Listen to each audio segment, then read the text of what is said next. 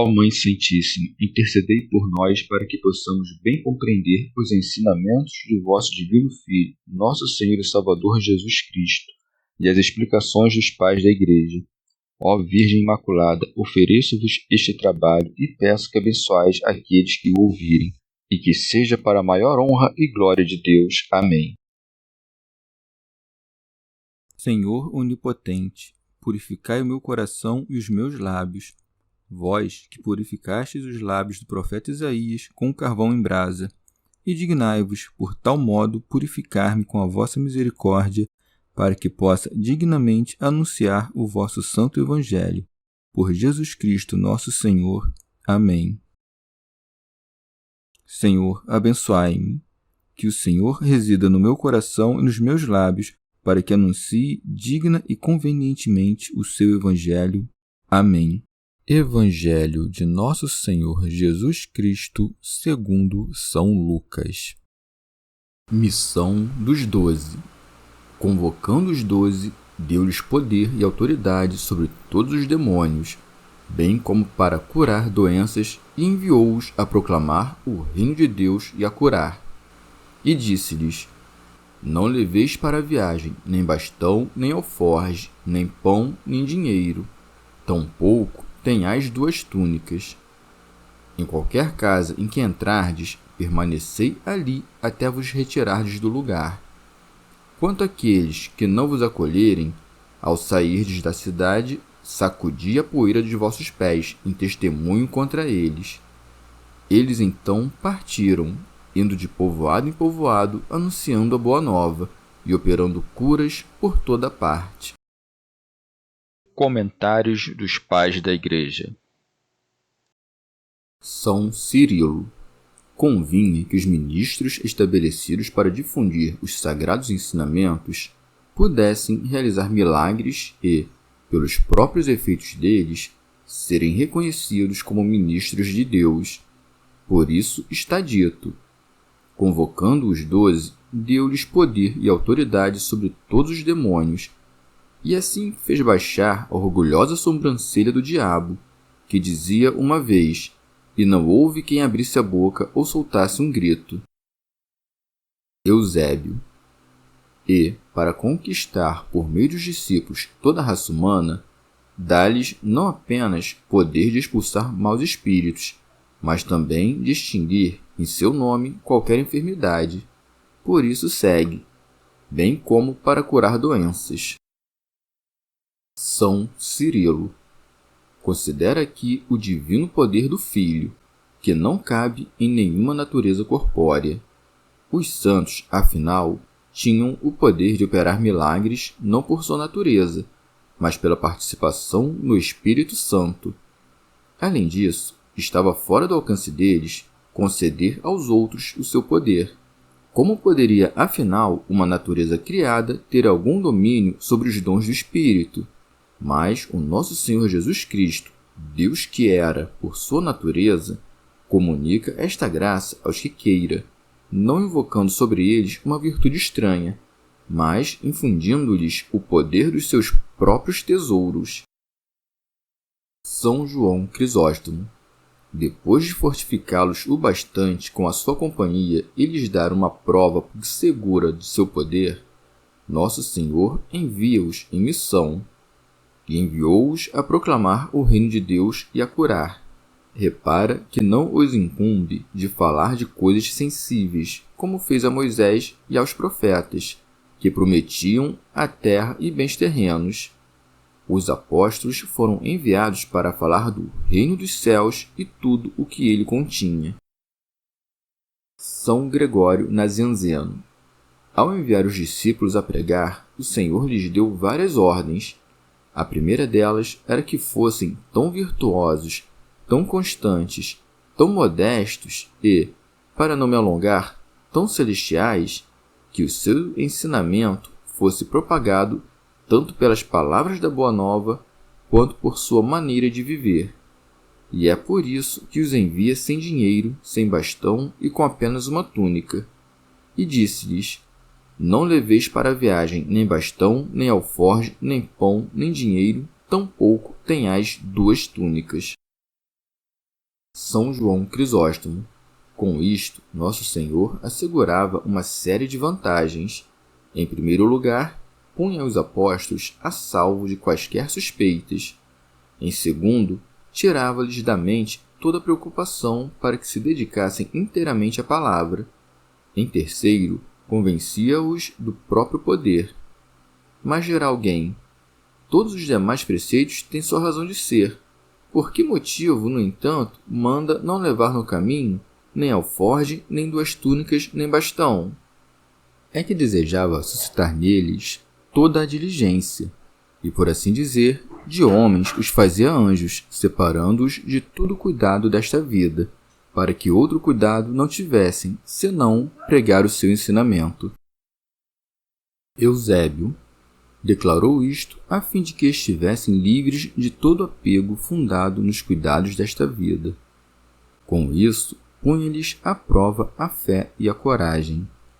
E eles, com efeito, ao ouvir dentre os mandamentos o de levar a vida na extrema pobreza, não se esquivavam do que lhes é mandado. Convinha, afinal, que fizessem uma espécie de comércio, e que, em troca dos poderes salutares que recebiam, oferecessem a obediência aos mandamentos. Ademais, Nosso Senhor, a fim de torná-los soldados do reino de Deus, arma-os para o combate com os inimigos, advertindo que observassem a pobreza, pois ninguém que se alistou na milícia de Deus se embaraça com negócios civis. Os preceitos evangélicos, portanto, ensinam como deve ser aquele que anuncia a boa nova do reino de Deus. Não deve exigir recursos para o sustento da presente vida. Pelo contrário, entregue toda a fé, deve pensar que, quanto menos requer, mais terá em abundância. Teofilacto Diócrida envia-os assim como mendigos, proibindo-os de levar consigo nem pão nem nada dessas coisas de que a maioria tem necessidade. Santo Agostinho. Ou ainda, o Senhor não quis que os discípulos possuíssem e levassem estas coisas, não porque não fossem necessárias à manutenção da vida, mas porque desejava ensinar, ao enviá-los, que esses bens lhes deviam ser oferecidos por aqueles que, ouvindo da sua boca o Evangelho, abraçassem a fé. E assim os discípulos deveriam ir tranquilos, sem possuir nem carregar nenhum bem, grande ou pequeno, necessário à vida. E em São Marcos, Nosso Senhor lhes ordena que não levem nada para o caminho, senão somente um bastão, mostrando assim que os fiéis deveriam suprir as necessidades dos ministros de Deus, que não requeriam nada de supérfluo. Ora, o nome de bastão significa esse poder de receber dos fiéis o sustento. Ordenou-lhes que não levassem nada para o caminho, senão somente um bastão. Santo Ambrósio.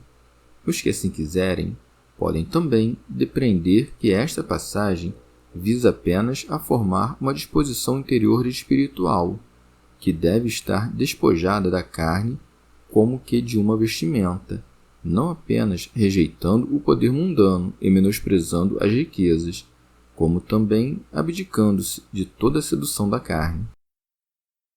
Teofilacto Diócrida. Alguns entendem que, ao dizer para os apóstolos não levarem nem alforge, nem bastão, nem 2 túnicas, ordena que não entesourem, isto é, o que significa o alforge, que reúne grandes quantidades, que não se deixem dominar pela ira ou pela aflição de espírito. Este é o significado do bastão. Nem sejam dissimulados nem de coração duplo, e isto é o que representam as 2 túnicas. São Cirilo. Mas dirá alguém: de onde lhes virão as coisas necessárias? E para isso logo acrescenta: em qualquer casa em que entrardes, permanecei ali até vos retirardes do lugar. Como a dizer: contentai-vos com as recompensas dos vossos discípulos, que, em troca dos bens espirituais que de vós receberem, olharão por vós. Mandou permanecerem na mesma casa para não magoarem um anfitrião trocando de casa, nem levantarem sobre si a suspeita de gula ou leviandade. Santo Ambrósio. O Salvador considera impróprio de um pregador do reino dos céus correr de casa em casa e assim infringir as leis invioláveis da hospitalidade. Mas, como a hospitalidade lhes é devida, caso não sejam acolhidos, manda sacudir o pó e sair da cidade. Quanto àqueles que não vos acolherem, ao sairdes da cidade, sacudi a poeira de vossos pés em testemunho contra eles. São Beda. O pó é sacudido dos pés dos apóstolos em testemunho do seu trabalho, como prova de que entraram na cidade e de que a palavra de Deus chegou até aqueles homens. Ou ainda, o pó é sacudido porque não aceitam nada, nem mesmo alimento, daqueles que tenham rejeitado o Evangelho. São Cirilo. Pois é improvável que quem despreza a palavra e o Pai, Senhor da casa, se mostre benévolo aos seus servos, ou lhes peça a sua bênção. Santo Ambrósio. Ou ainda, Nosso Senhor ensina que não deve ser pequena a recompensa da boa hospitalidade.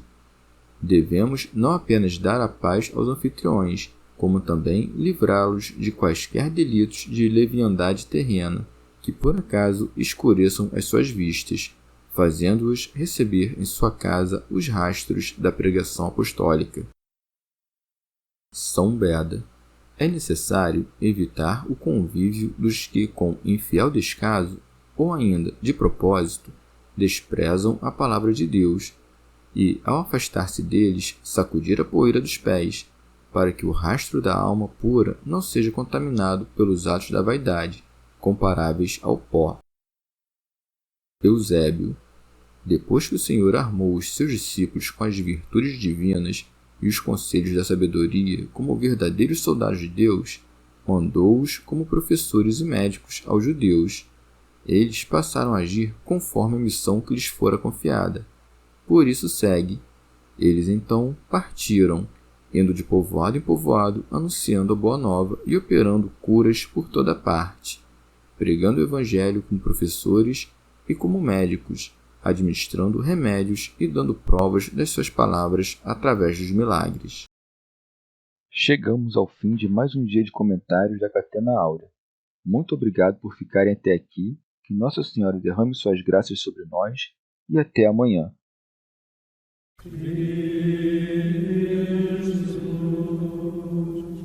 Vai,